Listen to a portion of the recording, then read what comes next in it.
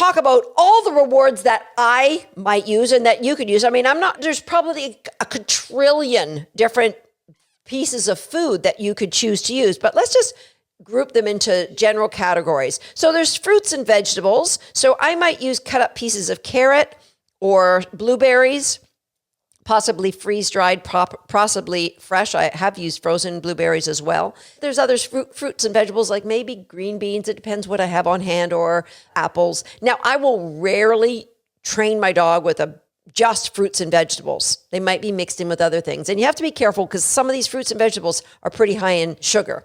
And then there's meat, which is what dogs really want, let's face it.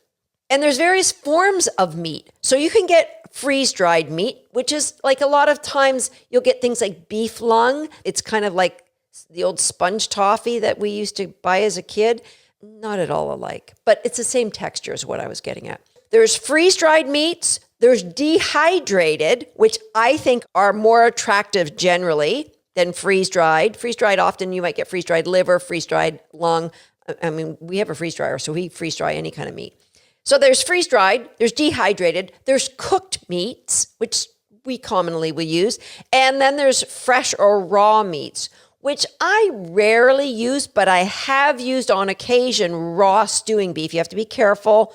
Hygiene, washing hands, washing all the surfaces, you know what I mean. So those are the typical presentations of the meats. So also, I will cook meat. When I say I, it's the royal I. Somebody here will cook like tuna brownies is a favorite. We have all different recipes. We'll leave a link in the show notes if you'd like a recipe to some of the normal rotational cookies that I use in my training.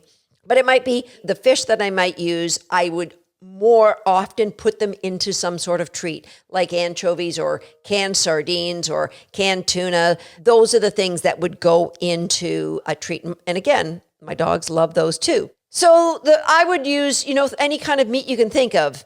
Beef, turkey, chicken. We use bison, and venison is one of Swagger's highest value reward. But buffalo, you see kangaroo a lot now. Not like around in the backyard, but you can buy it. So there's all different kinds, and something like kibble, or we use some freeze-dried dog food. It's like raw food that's been made into these little kibble presentations. So those would be probably above fruits and vegetables, but nowhere near anything that's more of a meat form. So the order for my dogs, freeze-dried is the lowest, and then it goes dehydrated, cooked, and fresh or raw.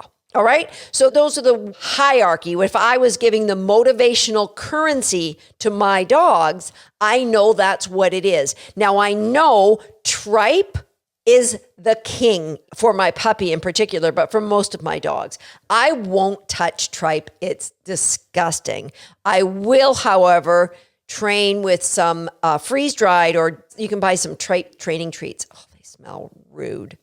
But they're like nirvana for my dogs. So that's what I'm talking about. There's all the different types of treats that you can use.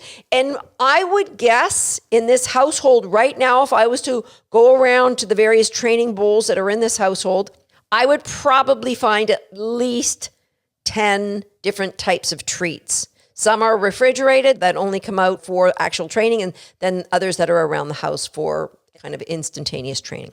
Okay, so I don't train with one kind of treat because I know I've seen the downfall of that.